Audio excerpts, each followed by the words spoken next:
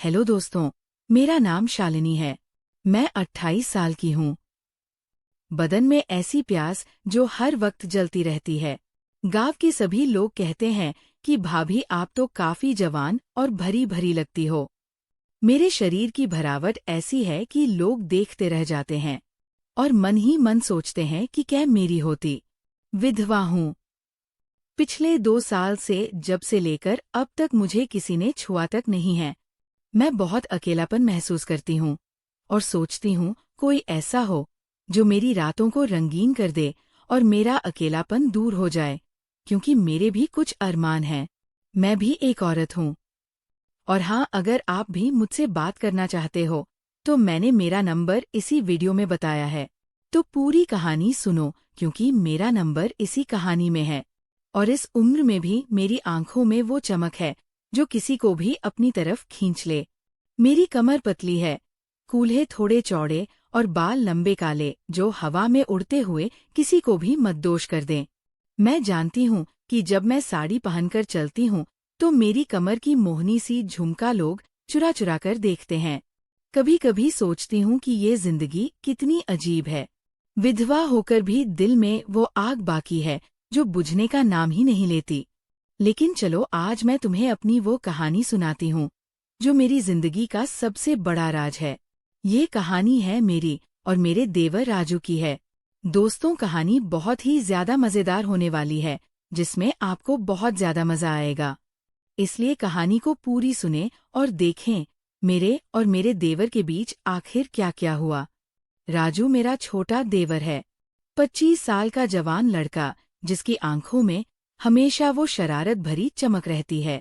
शुरू में तो लगा था कि ये सिर्फ भाई बहू का रिश्ता है, लेकिन धीरे धीरे चीजें ऐसी घूमी कि लगने लगा कुछ और ही होने वाला है। लेकिन सुनो पूरी कहानी, क्योंकि अंत में सब कुछ उलट-पुलट हो जाएगा। मैं धीरे धीरे बताऊंगी, जैसे घर की गलियों में चाय पीते हुए बातें होती है, पेंडू स्टाइल में, बिना किसी जल्दबाजी के। तो चलो शुरू करते हैं। हमारा घर गांव के किनारे पर है, जहाँ खेतों की हरियाली चारों तरफ फैली रहती है। मैं शालिनी भाभी हूँ और राजू मेरा देवर। मेरे पति की मौत को 2 साल हो चुके हैं। हादसे में चले गए थे। जब से लेकर अब तक मुझे किसी ने छुआ तक नहीं है, और तब से घर में बस मैं, सास, ससुर और राजू ही है। सासुर ज्यादा खेतों पर रहते हैं तो घर की जिम्मेदारी मेरी। राजू पढ़ाई पूरी करके नौकरी की तलाश में है, लेकिन गांव में रहता है, कभी कभी शहर जाता है। एक दिन की बात है, मैं चाय बना रही थी। साड़ी की चोली थोड़ी टाइट थी, पसीना आ रहा था गर्मी से, तो मैंने पल्लू थोड़ा सा सरका लिया था। राजू अचानक पीछे से आया। भाभी, चाय का कप कहाँ है? उसकी आवाज में वो मासूमियत थी, लेकिन आंखें मेरी कमर पर टिक गई। मैंने मुस्कुराते हुए कहा, अरे राजू, तू तो सुबह सुबह ही आ गया। कब तो ठीक यहाँ है, लेकिन तू इतना जल्दी क्यों? रात भर सोया नहीं क्या? वो हंसा। भाभी, तुम्हारी चाय के बिना नींद ही नहीं आती। उसकी नजरें मेरी साड़ी के किनारे पर रुकी और मैंने सोचा ये लड़का तो थोड़ा शरारती लग रहा है, लेकिन मैंने कुछ नहीं कहा, बस चाय का कप थमा दिया। उसके हाथ मेरे हाथ से छू गए और वो स्पर्श इतना गर्म था कि लग रहा था जैसे बिजली का करंट दौड़ गया। मैंने सोचा ये तो बस संयोग है, लेकिन दिल में थोड़ा सा खटका लगा। हेलो दोस्तों, सबसे पहले मैं आपसे रिक्वेस्ट करना चाहती हूँ कि वीडियो देखने के बाद सब्सक्राइब जरूर कर लीजिएगा। मैं इन वीडियोस को बनाने में बहुत मेहनत करती हूँ और इसी से मैं अपना खर्चा चलाती हूँ। जो भी सब्सक्राइब करेगा, मैं दुआ करती हूँ कि उसकी जिंदगी बहुत अच्छी, अमीर और खुशहाल हो। प्लीज प्लीज सब्सक्राइब कर लीजिएगा। उसी दिन दोपहर में खाना बनाते हुए राजू फिर आया। मैं आटे को गूंद रही थी, हाथों में आटा लगा था और साड़ी की आस्तीन ऊपर चढ़ी हुई थी। वो बोला, भाभी आज रोटियां थोड़ी मोटी बना दो ना, मुझे भूख लगी है। मैंने हंसकर कहा, अरे तू तो हमेशा भूखा रहता है, देख आटा गूंद रही हूँ, तू मदद कर। वो पास आया, मेरे बगल में खड़ा हो गया। उसके कंधे मेरे कंधे से सट गए और मैंने महसूस किया कि उसकी सांसें तेज है। भाभी, तुम्हारे हाथ कितने नरम हैं। वो बोला और आटे में हाथ डाल दिया, लेकिन उसके हाथ मेरे हाथों पर ऐसे रुके जैसे जानबूझकर। मैंने थोड़ा सा पीछे हटकर कहा, राजू तू तो शरारती हो गया है, बचपन से ऐसा था क्या? वो मुस्कुराया, भाभी बचपन से नहीं, लेकिन अब तो लगता है तुम्हारी वजह से। उसकी बात में अलग मतलब थी, जैसे वो कुछ और ही कहना चाह रहा हो। मैंने दिल में सोचा ये क्या हो रहा है, लेकिन बाहर से हंस दी। चल रोटियां बना लो वरना सासू जी को पता चलेगा तो डांट पड़ेगी। लेकिन उस शाम जब सब सो गए, मैं बिस्तर पर लेटी सोच रही थी कि राजू की नजरें क्यों ऐसी थी। लग रहा था जैसे वो मुझे देखकर कुछ सोच रहा हो, कुछ ऐसा जो भाई बहू के रिश्ते से बाहर हो। थोड़ी देर बाद दरवाजा खटका राजू था। भाभी पानी पीने आया था। वो बोला, मैंने कहा आजा, लेकिन धीरे से। वो पास आया और अंधेरे में उसके चेहरे पर वो चमक थी। हमने थोड़ी देर बात की, गांव की, खेतों की, लेकिन हर बात में कुछ ना कुछ अलग बात लग रही थी। जैसे जब मैंने कहा राजू तू शहर जाकर नौकरी कर ले, यहाँ तो बोरियत हो जाती है, तो वो बोला कभी नहीं, शहर में क्या मिलेगा, यहाँ तो तुम हो ना जो हर रोज नई ताजगी देती हो। मैंने हंस दी, लेकिन दिल में डर लगा कि ये बातें कहाँ तक जाएंगी। अगले दिन सुबह मैं कपड़े धो रही थी नाले के पास। गांव का नाला साफ सुथरा है, लेकिन पानी ठंडा था। साड़ी गीली हो गई थी पैरों तक, और मैंने इसे ऊपर चढ़ा लिया। राजू खेत से लौट रहा था। मुझे देखा तो रुक गया। भाभी ये क्या कर रही हो? मैं मदद करूं? वो बोला। मैंने कहा नहीं राजू तू थक गया होगा, जा आराम कर। लेकिन वो नहीं माना, पास आ बैठा। उसके हाथ पानी में डुबोए कपड़े निचड़ने लगे। कभी कभी उसके हाथ मेरे पैरों के पास से गुजरते जैसे गलती से। भाभी तुम्हारी साड़ी कितनी सुंदर लग रही है गीली। वो बोला। मैंने डांटते हुए कहा बातें मत बना, काम कर। लेकिन उसकी आंखों में वो चमक थी जो कह रही थी कि कुछ तो होगा ही। दोपहर को घर लौटे तो सास जी खेत चली गई। घर में बस हम दोनों। मैं चाय बना रही थी। राजू पीछे से आया और बोला, भाभी तुम्हारी पीठ पर आटा लगा है। मैंने कहा हटाओ ना। वो हाथ बढ़ाया, लेकिन धीरे धीरे जैसे मसाज कर रहा हो। उसका स्पर्श इतना गर्म था कि मेरी सांसें रुक गई। राजू बस इतना ही। मैंने कहा, लेकिन वो बोला, भाभी दर्द हो रहा है क्या? मैं मल दूं? अलग बात साफ थी। मैंने हटकर कहा, नहीं मैं ठीक हूं, तू अपना काम देख। लेकिन उस रात जब मैं सो रही थी, सपने में राजू आया और लगा जैसे वह मेरे करीब आ रहा है। सुबह उठी तो सोचा ये सब क्या हो रहा है, लेकिन राजू से बात करने का मन नहीं हुआ। फिर कुछ दिन बीत गए, लेकिन राजू की नजरें अब पहले से ज्यादा लगती। एक शाम गांव में मेला लगा था। सास ससुर गए थे, मैं घर पर। राजू बोला, भाभी चलो मेले चलें, थोड़ा घूम आए। मैंने मना किया, लेकिन वो जिद करने लगा। आखिरकार चली गई। मेले में भीड़ थी, लोग धक्का मुक्की कर रहे थे। राजू ने मेरा हाथ पकड़ लिया। भाभी खो ना जाओ। उसका हाथ इतना मजबूत था जैसे कभी ना छोड़ेगा। हमने चाट खाई, गुब्बारे लिए, लेकिन जब एक जादूगर का तमाशा देख रहे थे तो भीड़ में धक्का लगा और राजू ने मुझे अपनी छाती से सटा लिया। भाभी सावधान, वो बोला, लेकिन उसकी सांसें मेरे कान पर लग रही थी। लगा जैसे वो जानबूझकर कर रहा है। मेले से लौटते हुए रास्ते में अंधेरे में वो बोला, भवी तुम्हें पता है, तुम्हारी मुस्कान देखकर दिल धड़क जाता है। मैंने कहा, राजू ऐसी बातें मत कर, हमारा रिश्ता भाई बहू का है। लेकिन वो हंसा। रिश्ता तो रिश्ता है, लेकिन दिल तो दिल है भाभी। घर पहुंचकर जब मैं साड़ी बदल रही थी, दरवाजा खटका। राजू था। भाभी, ये मेले का एक गिफ्ट भूल गया।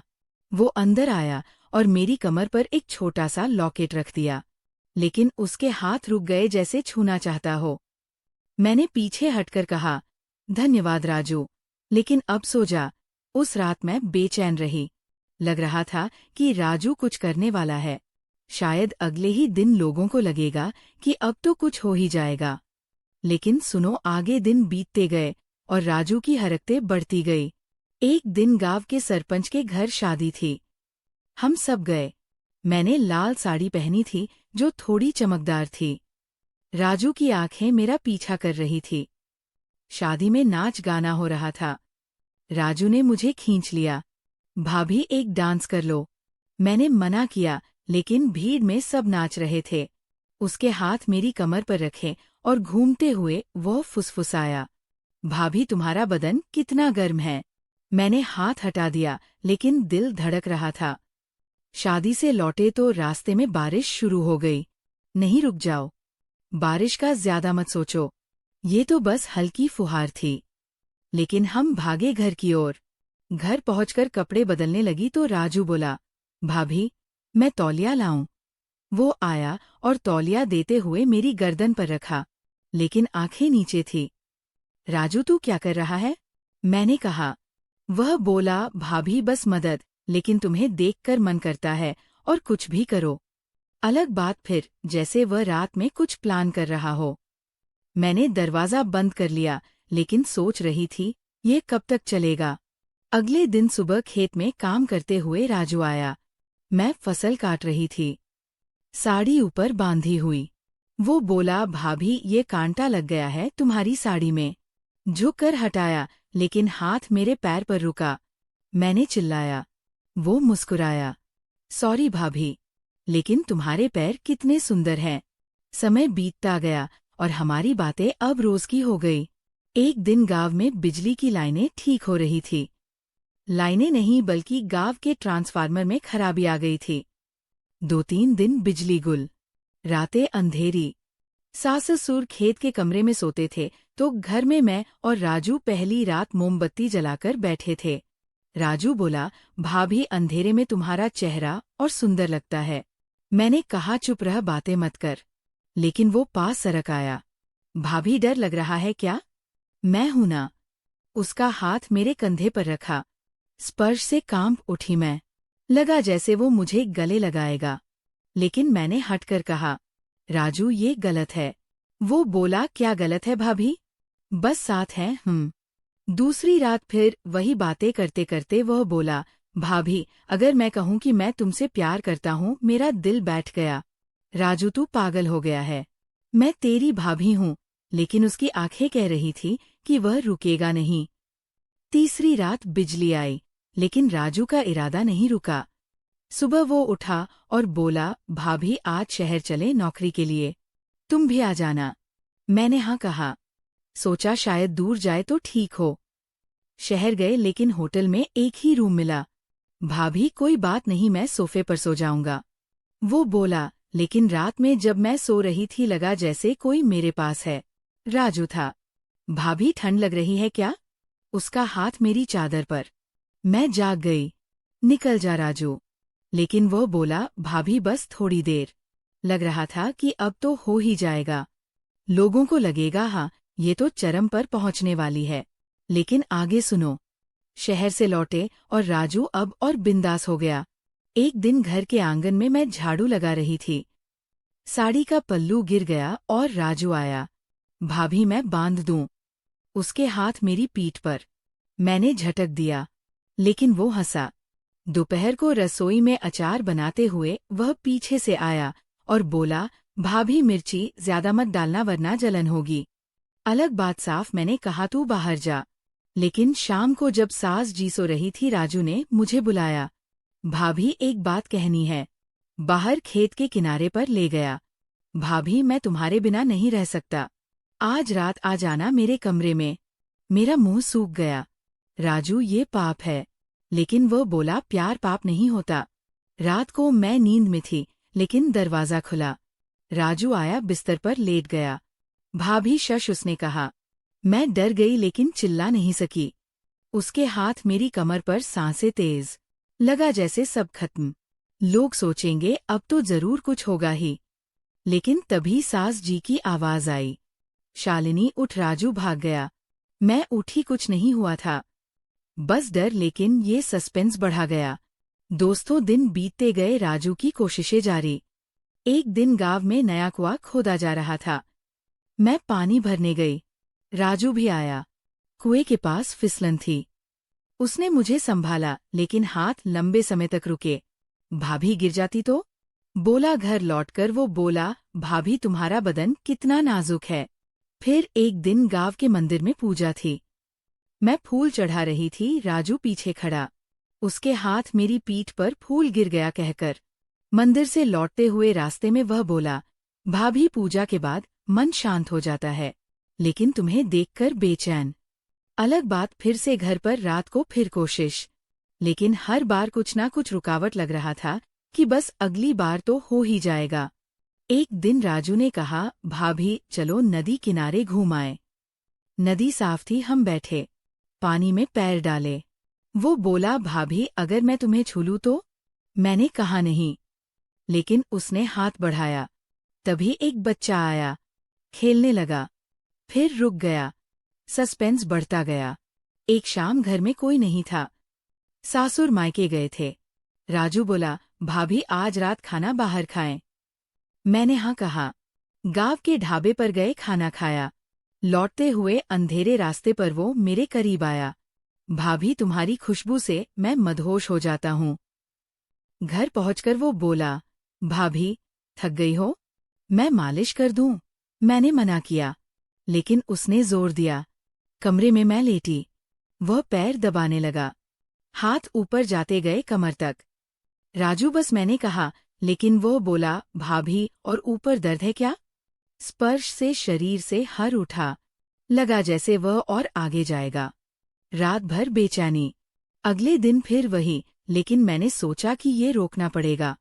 लेकिन राजू रुका नहीं। एक दिन खेत में अकेले वो आया और गले लगाने की कोशिश की। भाभी मैं प्यार करता हूँ। मैं भागी, लेकिन दिल में कुछ था। धीरे धीरे महीने बीत गए। राजू की नौकरी लग गई शहर में, लेकिन वो गांव आता रहता। हर आने पर वही नजरें, वही बातें। एक दिन वो बोला, भाभी मैं शादी कर लूं तो? मैं हैरान, किससे? वो हंसा, जिससे दिल कहे। अलग बात, फिर से एक दिन गांव में आग लग गई एक घर में। सब मदद को गए, राजू और मैं भी। वहां एक बच्ची फंसी थी। राजू ने जान जोखिम में डालकर बचाया। मैंने देखा वो कितना बहादुर है। घर लौटकर मैंने कहा, राजू तू कितना अच्छा है। वो बोला, भाभी सब तुम्हारे लिए। लेकिन तब मुझे एहसास हुआ कि राजू का प्यार सच्चा है, लेकिन गलत दिशा में। मैंने फैसला किया बात करूं। राजू की नौकरी लगने के बाद वो हफ्ते में एक आध बार गांव आता था। हर बार जब वो आता, घर में एक अलग सी हलचल होती।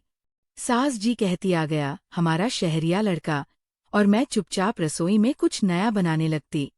लेकिन राजू की नजरें हमेशा पहले मेरी तरफ जाती। जैसे ही वो घर में घुसता, भाभी आज क्या बनाया है? उसकी आवाज में वह मासूमियत और शरारत का मिश्रण होता। मैं जवाब देती, जो तुझे पसंद है, आलू परांठा और दही। वो मुस्कुराता, भाभी तुम्हें पता है मेरी पसंद। और फिर वो मेरे पास आकर खड़ा हो जाता, जैसे मदद करने का बहाना। एक बार की बात है, वो शनिवार को आया। शाम को बारिश नहीं हुई थी, लेकिन हवा में नमी थी, और मैं आंगन में कपड़े सुखा रही थी। साड़ी का पल्लू हवा में उड़ रहा था, और मैं उसे बार बार संभाल रही थी। राजू आया। भाभी ये कपड़े मैं टांग दूं? मैंने कहा, नहीं नहीं, तू थक गया होगा, जा चाय पी। लेकिन वो नहीं माना। पास आया, एक एक कपड़ा उठाकर टांगने लगा। कभी उसका हाथ मेरे हाथ से छू जाता, कभी कंधे से। वो बोला, भाभी तुम्हारी साड़ी की खुशबू कितनी अच्छी है। ये वही साबुन है ना जो तुम हमेशा यूज करती हो? मैंने हंसकर कहा, हाँ, लेकिन तू इतना ध्यान क्यों दे रहा है? वो चुप रहा, बस मुस्कुराया। उस रात खाने के बाद सास ससुर सो गए। मैं बर्तन मांज रही थी। राजू आया और बोला, भाभी मैं पोछा लगा दूं? मैंने मना किया, लेकिन वो फिर भी लगाने लगा। मैं झुककर बर्तन धो रही थी, वो पीछे से पोछा लगा रहा था। कभी कभी उसका हाथ मेरी एड़ियों के पास से गुजरता। मैंने कहा, राजू तू जा, सो जा। वो बोला, भाभी तुम अकेले काम करोगी तो थक जाओगी, मैं हूं ना। उसकी आवाज में वह गर्माहट थी जो दिल को छू जाती, लेकिन मैंने खुद को संभाला। अगले दिन सुबह राजू बोला, भाभी आज खेत चलें। मैंने सोचा है कुछ नया बीज बोएं। मैंने हाँ कर दी। हम दोनों खेत गए। खेत में हल्की धूप थी और हवा में मिट्टी की खुशबू। मैंने साड़ी को कमर में बांध लिया था ताकि काम आसान हो। राजू ने बीज बोना शुरू किया। मैं उसके बगल में खड़ी देख रही थी। वह बोला, भाभी तुम भी हाथ आजमाओ। मैंने हाथ बढ़ाया। वह मेरे हाथ पकड़कर बीज डलवाने लगा। उसका हाथ मेरे हाथ पर बहुत देर तक रहा। राजू छोड़, मैंने धीरे से कहा। वो हंसा। भाभी बस सिखा रहा हूँ। लेकिन उसकी आंखों में वह चमक थी। खेत से लौटते हुए वह बोला, भाभी तुम्हारे बिना ये खेत सूना लगता है। मैंने कुछ नहीं कहा, बस चुपचाप चलती रही। फिर एक हफ्ते बाद वो फिर आया। इस बार वो थोड़ा उदास लग रहा था। मैंने पूछा, क्या हुआ राजू? वो बोला, भाभी ऑफिस में एक लड़की है। वो मुझे पसंद करती है, लेकिन मैं कंफ्यूज हूँ। मेरा दिल धड़क गया। मैंने कहा, क्यों कंफ्यूज? अच्छी लड़की है तो शादी कर ले। वो मेरी तरफ देखकर बोला, भाभी वो अच्छी है, लेकिन मेरे दिल में तो वो चुप हो गया। मैं समझ गई। मैंने कहा, राजू जो बीत गया वह बीत गया। तू अपनी जिंदगी देख। वो बोला, भाभी तुम्हें पता है मेरे दिल में क्या है? मैंने सख्त आवाज में कहा, राजू ये बातें बंद कर। मैं तेरी भाभी हूँ। वो चुप हो गया, लेकिन उसकी आंखें गीली थी। उस रात वो मेरे कमरे के बाहर बैठा रहा। मैंने दरवाजा नहीं खोला, लेकिन सुबह जब उठी तो देखा वो आंगन में झाड़ू लगा रहा है। मैंने कहा, तू सोया नहीं? वो बोला, भाभी तुम्हारे बिना नींद नहीं आती। मैं चुप रही। धीरे धीरे उसके आने की फ्रीक्वेंसी बढ़ गई। अब वो हर दूसरे हफ्ते आता। हर बार कोई ना कोई बहाना। कभी मम्मी पापा को देखने, कभी खेत देखने, कभी तुम्हारी तबीयत पूछने, और हर बार वह मेरे करीब आने की कोशिश करता। एक दिन मैंने फैसला किया कि बात करनी पड़ेगी। शाम को जब सब सो गए, मैंने उसे बुलाया। बाहर तुलसी के पौधे के पास बैठे। मैंने कहा, राजू सुन, जो तू सोच रहा है वह गलत है। मैं तेरे भैया की विधवा हूँ। हमारा रिश्ता पवित्र होना चाहिए। वो बोला, भाभी मैं जानता हूँ, लेकिन दिल नहीं मानता। मैं तुम्हें देखकर मैं खुद को रोक नहीं पाता। मैंने कहा, तू रोकना सीख।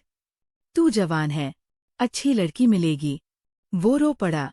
भाभी मैं कोशिश कर रहा हूँ, लेकिन जब तुम्हें देखता हूँ सब भूल जाता हूँ। मैंने उसका हाथ पकड़ा बहन की तरह। राजू तू मेरा छोटा भाई है। मैं तेरे लिए हमेशा हूँ, लेकिन सही तरीके से। वो चुप रहा। उस रात के बाद उसकी हरकतें थोड़ी कम हो गई, लेकिन पूरी तरह नहीं रुकी। एक बार गांव में बड़ा मेला लगा। इस बार सास ससुर भी गए। मैं और राजू भी गए। मेले में बहुत भीड़ थी। राजू ने मेरा हाथ पकड़ लिया। भाभी खो ना जाना। मैंने हाथ नहीं छुड़ाया, क्योंकि भीड़ में सच में खो सकती थी। हम घूमे, झूले झूले, जलेबी खाई दी। एक जगह जादूगर था। वो ट्रिक दिखा रहा था। भीड़ में धक्का लगा। राजू ने मुझे अपनी बाहों में खींच लिया। उसका सीना मेरी पीठ से सटा। उसकी सांसें मेरे कान पर लग रही थी। भाभी सावधान, वो बोला। मैंने कहा, हट राजू, लेकिन वो हटा नहीं तुरंत। लगा जैसे वो जानबूझकर कर रहा है। मेले से लौटते हुए वह बोला, भाभी आज बहुत मजा आया। तुम्हारे साथ रहकर सब अच्छा लगता है। मैंने कुछ नहीं कहा। घर पहुंचकर मैंने कहा, राजू अब तू सो जा। वो बोला, भाभी थोड़ी देर बात करें। मैंने मना कर दिया, लेकिन उस रात मुझे नींद नहीं आई। सोच रही थी कि ये सिलसिला कब रुकेगा। फिर एक दिन राजू ने फोन किया, भाभी मैं आ रहा हूँ। इस बार लंबे समय के लिए छुट्टी मिली है। मेरा दिल बैठ गया। वो आया और इस बार उसने कुछ अलग किया। वो घर के काम में ज्यादा मदद करने लगा। सुबह उठकर चाय बनाता, झाड़ू लगाता, बर्तन मांजता। सास जी खुश हो गई। देख शालिनी, हमारा राजू कितना समझदार हो गया। लेकिन मैं जानती थी कि ये सब मेरे लिए है। एक शाम वो बोला, भाभी चलो नदी किनारे बैठे। मैंने हाँ कर दी। नदी किनारे हम बैठे। पानी बह रहा था। वो बोला, भाभी मैंने फैसला कर लिया है। मैंने पूछा क्या? वो बोला मैं शादी कर लूंगा, लेकिन पहले तुमसे एक बात कहना चाहता हूँ। मेरा दिल तेज धड़का। वो बोला भाभी मैं तुमसे बहुत प्यार करता हूँ, लेकिन अब मैं समझ गया हूँ कि ये प्यार गलत दिशा में है। मैं तुम्हें बहन की तरह चाहता हूँ, माँ की तरह चाहता हूँ। तुम मेरी जिंदगी का हिस्सा हो, लेकिन अब मैं आगे बढ़ना चाहता हूँ। मेरी आंखों में आंसू आ गए। मैंने कहा राजू, ये सुनकर बहुत अच्छा लगा, तू सही रास्ते पर है। वो बोला भाभी एक आखिरी बार मुझे गले लगा लो।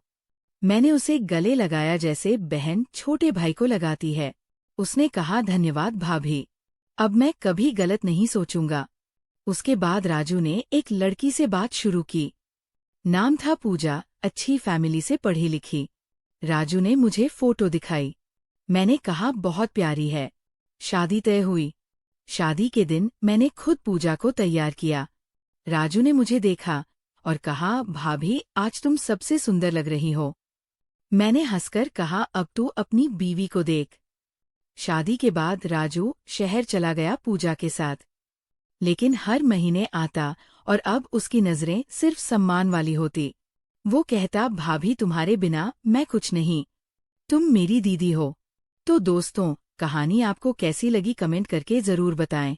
और अगर आप चैनल पर पहली बार आए हो तो चैनल को सब्सक्राइब कर अपना प्यार ज़रूर दिखाना।